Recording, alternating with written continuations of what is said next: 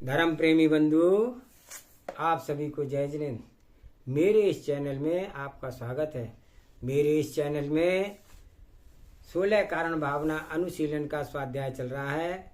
यह ग्रंथ आचार्य श्री विशुद्ध सागर महाराज जी के द्वारा लिखा गया है और इन्होंने इस ग्रंथ में बहुत ही सरल भाषा में 16 कारण भावनाओं का समझाने का प्रयास किया है और उसके अंतर्गत तीसरी भावना शील वृत्ति शिवंती 4 का यहाँ पर व्याख्यान चल रहा है और उसके अंतर्गत भी शील वृत्ति शिवंती 4 के अंतर्गत जो है व्रतों के अतिचारों का वर्णन चल रहा है, जिसमें सत्य व्रत के अतिचारों का वर्णन चल रहा है। कल जो हमने स्वाध्याय किया था उससे आगे का स्वाध्याय आज आरंभ करेंगे। तीने भुवन में सार वीतरागे विज्ञानता शिव स्वरूप शिवकार नमः त्रियोगे सवार के। मंगलम भगवान वीरो मंगलम गौतमो मणि मंगलम कुंद कुंदाद्योति जैन धर्मोस्तु मंगलम सर्वे सोता सावधान ते श्रवन्तु। तो सत्य व्रत के जो अतिचार हैं उसमें दूसरा है रहुव्याख्यान। स्त्री और पुरुष के द्वारा एकांत में किए गए आचरण विशेष का प्रकट कर देना रहुव्याख्यान है। प्रत्येक साधक का कर्तव्य है कि उत्तर तपस्या की वृद्धि के पूर्व मूल साधना का ध्यान रखना चाहिए। मूल का नाश कर उत्तर गुणों की साधना उसी प्रकार है जैसे कोई अज्ञमाली वृक्षों की जड़ में पानी डालने की बजाय पत्तों और पुष्पों को पानी का छिड़काव कर रहा हो। अरे भाई, पर्णों फूलों को सिंचित के से वृक्ष जीवित नहीं रहता। वृक्षों को हरा भरा रखना है तो जड़ों में पानी का सिंचन करो। इसी प्रकार से तत्व ज्ञानी जीव को भी मूल व्रतों की रक्षा सर्वप्रथम करनी चाहिए, फिर उत्तर व्रतों की ओर बढ़ना चाहिए। जहाँ मूल व्रतों का घात हो रहा है वहाँ उत्तर व्रत कहाँ सुरक्षित रह सकते हैं। जड़ विहीन वृक्ष के क्या पुष्प पत्र खिले दिख सकते हैं। जहाँ जड़ सुरक्षित है वहीं वृक्ष का शेष भाग सुरक्षित होता है। उसी प्रकार यहाँ स्पष्ट रूप से समझना है कि मूल व्रतों के सुरक्षित रहने पर ही शेष व्रतों का पालन सुरक्षित है। आगम की व्यवस्था तो ध्यान में रखते हुए यदि व्रत प्रदान किए जाएं तो धर्म की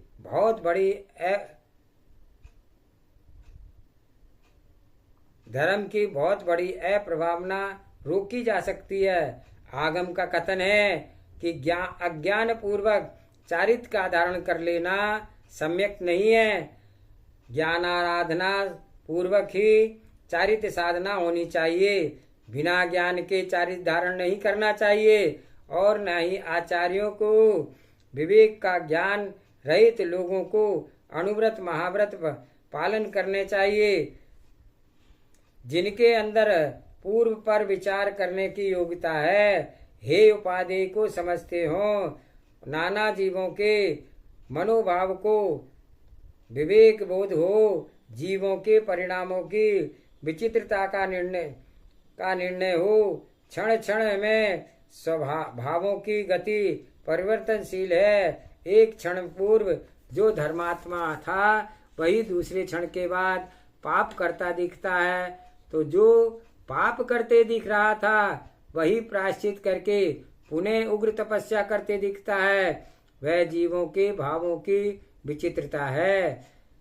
कब किसकी बुद्धि कहाँ बदल जाए निश्चित नहीं है। न किसी की सीमा से अधिक व्यक्तिगत प्रशंसा करो, ना निंदा करो। वीतराग धर्म की भूतार्थ प्रभावना का उद्देश्य है तो जड़मती वृत्तियों को धारण कर व्रतों से दूर रहते हैं। साथ ही अपने आप को सर्वोपरि त्यागी घोषित करते हैं, वे त्यागी सच्चे कैसे हो सकते हैं जिनके सत्य व्रत का सम्यक पालन नहीं हो रहा है, मात्र स्वसंग, स्वयं की प्रशंसा और परगणों की निंदा में आरोहित अहो रात निकलती रहती है। अन्य जीवों के बारे में बिना देखे, बिना सत्य को जाने, संगों के सामान्य जीवों के मध्य अवर्णवाद करें। वे साधक ना महाव्रत पने से युक्त हैं, ना अणुव्रत पने से युक्त हैं।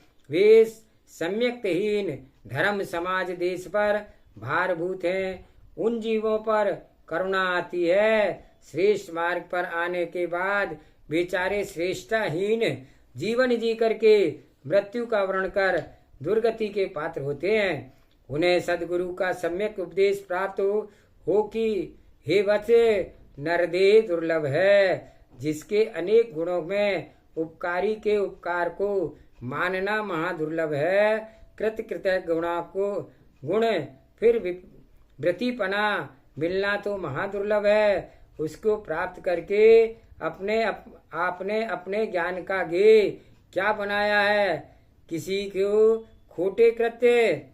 अरे धिक्को तुम्हारे दर्शन गुण को, जो कि अशुभ देखने को तैयार हुआ है। कहीं अशुभ दिख भी जाए तो भी सत्यार्थ बुद्धि संपन्न पुरुष उधर अपनी दृष्टि पुनः नहीं ले जाता है, ना उसे अपने ज्ञान का विषय बनाकर रखता है, ना ध्यान का विषय बनाता है, ना व्याख्यान का विषय बनाता है। उसे तो विषय को हे रूप जान करके छोड़ ही देता है। चारित्र्य मोहिनी की विडंबना मान करके पर के सुधार में, राग में अपने सत्यव्रत से द्वेष नहीं करता है। अपने सत्यव्रत का पालन व रक्षण प्राणों से अधिक करता है। किसी व्यक्ति की गुप्त बातों को लोक में उद्घाटित नहीं करता है, पर के रहस्यपूर्ण व्यवहार को अन्य को कहने पर घोर हिंसा कर्म का भी प्रवृत्ति संभव है। जिसका अपवाद होता है वह तीव्र कसायवश हो हास्य रहस्य प्रकट करने वाले पर हिंसक प्रहार कर सकता है, अथवा स्वयं की आत्महत्या कर सकता है। पर स्त्री से भी हो, पर पुरुष से भी हो, जिसकी स्त्री थी उसे मालूम चले तो वह दोनों अशुभ कृत्य करने वाले की हिंसा कर सकता है। सत्य धर्म है।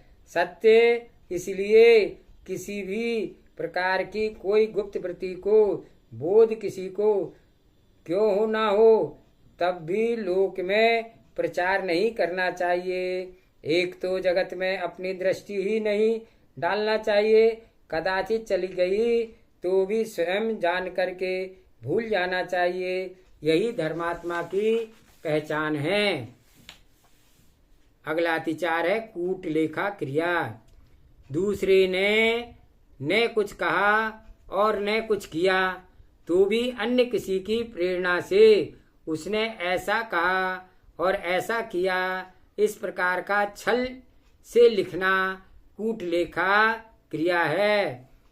अज्ञ प्राणी कसाय के उद्रेक में क्या क्या कर सकता है, क्या क्या कर सकते हैं, इसका कोई नियमकपना नहीं है। आपा पर विवेक जीव हे उपादेयता को नहीं समझते हैं। मेरे बोलने से दूसरे का क्या होगा, ऐसा विचार कसाई को कहाँ आता है। जिसके विवेक ज्ञान पर तो घोर अज्ञान का आवरण पड़ा है। पर के दुख में, निज के दुख में, सुख में जो प्रसन्न होता है वह निज के दुख में, पर के सुख में तो जो दुखी होता है वह पुरुष मूढ़ों के मुखिया है। साधुता सज्जनता तो उसके पास भूलकर भी प्रवेश नहीं कर पाती है। उसके पास तो छल कपट, क्रूरता, कूटनीति, मायाचारी आदि प्रतिक्षण मित्रवत साथ रहते हैं। एक क्षण भी ये मित्र उसे छोड़ते नहीं है। कहीं साधुता की छाया ना पड़ जाए, इस बात को वे पूर्ण ध्यान रखते हैं। दुर्गति से उसके लिए किसी भी प्रकार का प्रतिबंध नहीं है। सुगति के कारण सुरक्षित है। पूर्ण रूप से तीर्थंकर जैसे पूर्ण पदों से उसकी रक्षा की जाती है। कूटलेखा क्रिया करने वाले के लिए त्र्यंच आदि पर्याय पूर्व से निर्धारित रहती हैं। अन्य श्रेष्ठ पर्यायों में जाने का उन्हें अवसर ही नहीं दिया जाता है। शुभ भावों से युक्त जीव को त्र्यंच आदि दुर्गतियों में जाने का अवसर ही नहीं दिया जाता है। वे सब जीव स्वर्ग आदि अवस्था को प्राप्त होते हैं। काला नाग एक बार दयाग्र हो जाए, किसी को ना डसे, परंतु कुटिल पुरुष को कभी दया नहीं आती है। वह तो समय पाकर के सज्जनों को फंसाने की चेष्टा करता ही है। उस कुटिल परिणामी जीव का भोजन पानी जीवन में होता ही इसलिए है कि मैं अब किसको अपने प्रपंच में फंसाऊं। किसी को न सत्ता ले तब तक वक्र जीव को शांति का अनुभव नहीं होता है।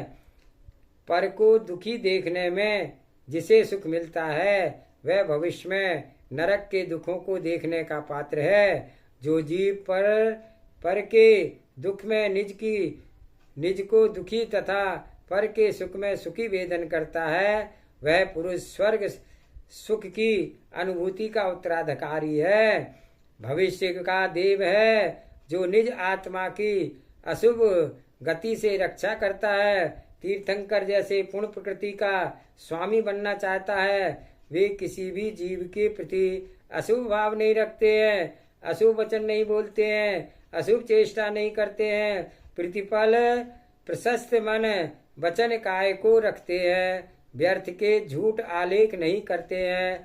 पूर्ण प्रकृति के बंधक पुण्य क्रियाएं मायाचारी से रहित होकर के सहज होने लगती हैं। बिना किसी अन्य की प्रेरणा से जैसे क्षीण पुण्यवान के शरीर व मुख पर अशुभ कर्मोदय प्रकट होने लगता है, उसी प्रकार से भविष्य के भगवान की भवितव्यता वर्तमान में दिखने लगती है। भद्रता मुखमंडल पर, तेज, सहजता, सरलता, वक्रता के रहित परिणाम, प्राणी मात्र के प्रति मैत्री भाव, किसी के भी जीव के प्रति दुखी देने के भाव का पूर्ण अभाव जिसके अंदर है, पर्याय की प्रशंसा से आत्मरक्षा करते हैं और ऐसे जीव कूटलेखा कर्म से रहित रहते हैं। कूटलेखा करने का हेतु यहाँ तक समझ में आता है कि जब व्यक्ति किसी के व्यक्तित्व एवं गुण का स्पर्श नहीं कर पाता है, तब उसके अंदर एक स्पर्धा की ज्वाला उत्पन्न होती है। उस ज्वाला के निज विवेक व ज्ञान को व्यक्ति सर्वप्रथम जलाता है। नहीं विचार कर पाता है कि आकाश में धूल डालेंगे तो वो स्वयं के ऊपर गिरेगी, पुण्य पर वार करोगे तो स्वयं का विघात होगा। रावणवत क्या करे बेचारा, मान कसाय क्षण मात्र में भी उसे शांति का भेदन नहीं करने देती है, प्रति क्षण उसके कलेश प्रदान करती है।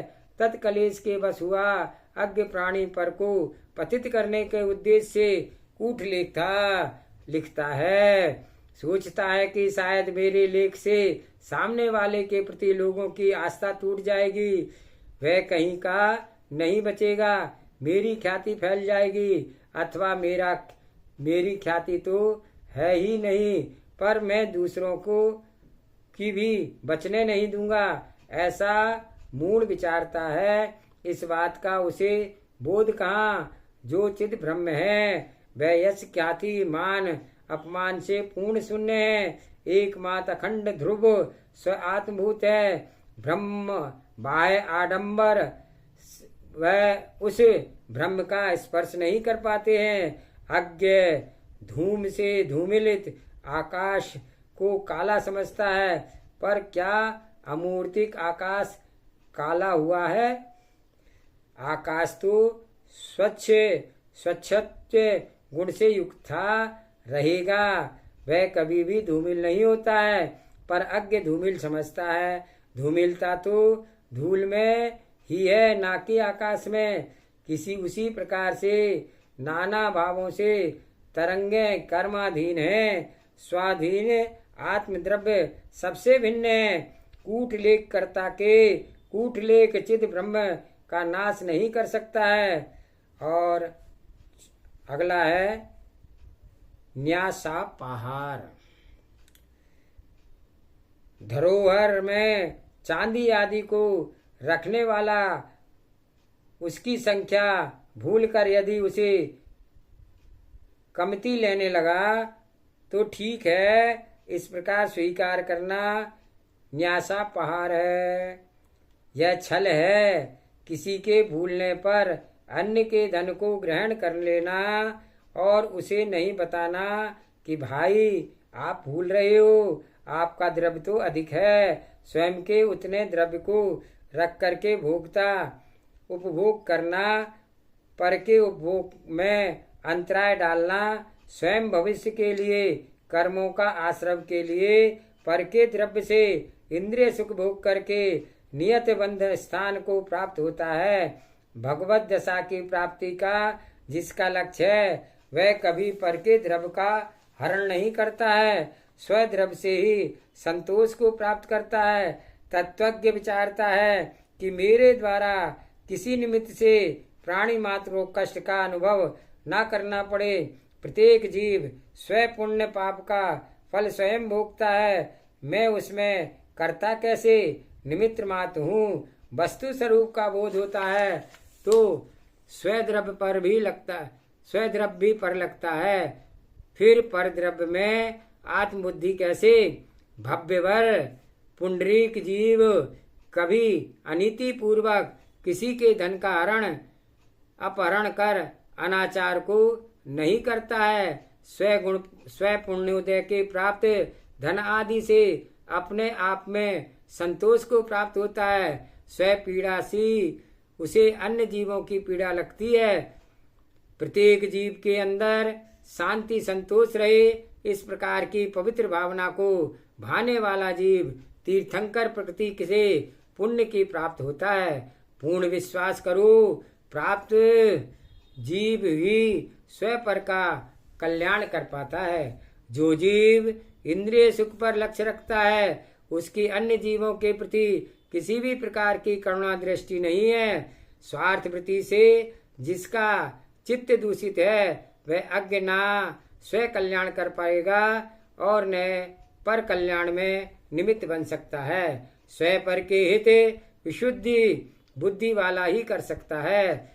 नष्ट बुद्धि जीव को कल्याण बुद्धि की जागृति नहीं होती है। वह तो काम भोग बंध की कथाओं में ही निमग्न रहता है। आत्मित के भाव के भी जीव की भवितव्यता पर है। जिसकी होनहार विपरीत है उसकी बुद्धि भी विपरीत कार्यों की ओर ही जाती है। सम्यक मार्ग में सहज बुद्धि से पुण्य उदय पर ही चलती है और तीव्र कर्मोदय में हे उपाधि का विचार ही नहीं आता है। मुमुक्षुओं, सत्यार्थ तो यही है कि अशुभ दिन कब आते हैं तो सर्वप्रथम प्रज्ञा का ही हरण कर लेते हैं। सम्यक्त कार्य, सम्यक्त भाषण, सम्यक चिंतन के लिए स्वस्थ पुण्योदय चाहिए। स्वस्थ पुण्य आत्मा का आचरण, विचार शक्ति, भाषण शक्ति सभी विशिष्ट ही होती है। पुण्य आत्मा जीव की प्रवृत्ति से